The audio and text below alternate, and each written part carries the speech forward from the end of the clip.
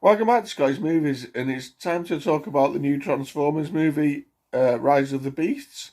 Yeah, I've seen this last night, and I'm going to give you my thoughts.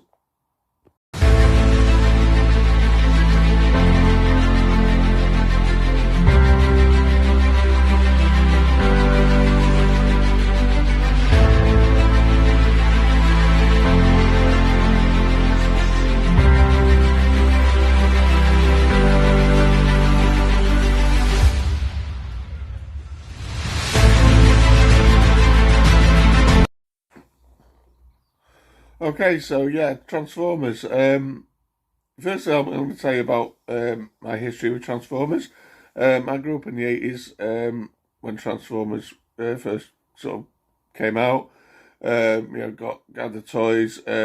My favourite watched the original animated series.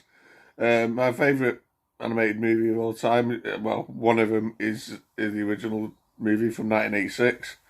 That is and still is my favourite Transformers movie of all time.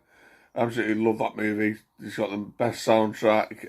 It's just, I don't know, I've just seen it loads and loads and loads of times and I just love it. Can't get enough of it.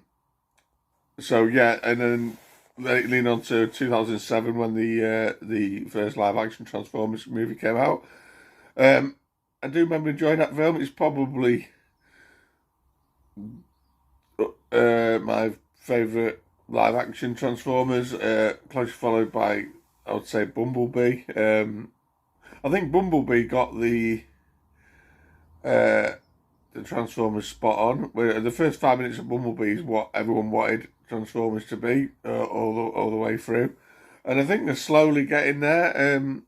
The sequels to the original 2007 movie sort of vary in quality, really. They're just big, loud action movies, and for me, I always used to struggle to just distinguish like the Transformers, not the one from the other. But they gradually sort of getting better at that, sort of giving them their own personality, each one, and that sort of started with Bumblebee for me. And yeah, that leads us to Rise of the Beast. Now, yeah, what do I think of this movie? I enjoyed it. It's probably my third favourite now. Um, I do prefer Bumblebee, and probably overall the original Transformers live action movie. But yeah, I enjoyed it. It's this one, but leaves has the story of the Maximals, which I believe are from the Beast Wars cartoons. Now, I don't really watch the Beast Wars cartoons. All I'm familiar from Beast Wars is like the Predacons. I've heard of the Predacons. That's about it, really. I wasn't that familiar with the Maximals. I know like they're like comes to the Autobot um, versions of like in Beast Wars, and yeah, the Maximals have their planet destroyed by uh, Unicron, and they use this like a special key to escape and end up on Earth, and yeah, they ultimately sort of meet up with the our normal Transformers like Optimus Prime, etc. Bumblebee. Uh, and they are teaming up against Unicron, who's coming to destroy the Earth, and he needs this key to sort of basically to get into, I think it's Earth atmosphere or something, and destroy the Earth. And that was just I got of it anyway. And you've got a couple of human characters in this movie. You got a lad called Noah, who's kind of an ex-military guy.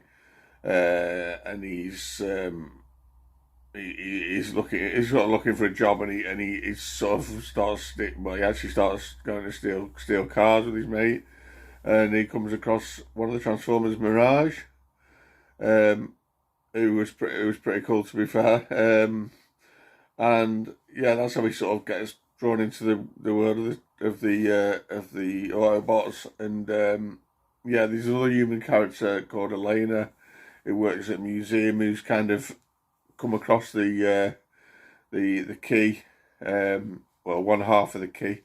It's basically this key thing that they need to defeat Unicron is like split in half, and she sort of comes across this, and yeah, and that's how she's brought into the story. I wasn't familiar with actors that played them, but they were okay for what they were. Um, but yeah, overall, I think they're definitely getting better with the actual Transformers. As I was saying, the look of them. In this film, there is one of the Transformers from the original late 1986 movie, RC, the female Transformer, who I thought was really spot on. She looks probably one of the most best looking Transformers you've seen as regards to looking like the originals, along with up there with Prime. And yeah, I was a bit disappointed she didn't get a lot of screen time, really, considering there was only about 4 or 5 Autobots anyway, including like Prime and Bumblebee. But yeah, there's plenty of action. It, it's a better runtime, this movie, as well. Though I think the pacing was all right. It's a better runtime at just about 2 hours. I think some of the early Transformers movies are like 2.5, nearly 3 hours. A couple of them, and it's just too long. But this was a nice runtime. There's plenty of action. And yeah, when they fight, you can almost sort of, I say, distinguish the good guys from the bad guys, so to speak, which is what I've always had a bit of a problem with. And yeah, I'm not going to go into spoilers in this movie, but the last scene in this movie, there is a sort of post credit scene as well, but the very last scene in this movie is maybe setting up for where we go from here, and that is something that really excites me for someone who sort of used to read the comics. But yeah, overall, yeah, I really enjoyed this movie. I think it was a kind of a bit of a return to form. Like I say, it's my third favourite live action Transformers movie now, and yeah, I enjoyed it. What would I give it out of 10? I'm going to give this movie 8 out of 10. Yeah, it's probably something you could watch on the big screen, being pretty epic with the big fighting robots and everything. So yeah, I'd catch it on the big screen if you can, but I don't know how well it's going to do in the box office. You never know. It'll probably be on streaming in a month, but if you can, I'd watch it on the big screen because it's that kind of movie. And yeah.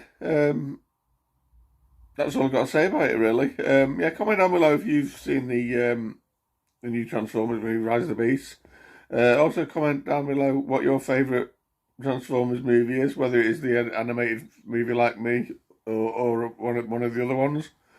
And did you grow up watching Beast Wars? Like I said, it was a bit after my time, really, in the 90s. I didn't really bother with it. But yeah, don't forget to like and share and subscribe. And I'll see you soon for some more reviews. Till all are one.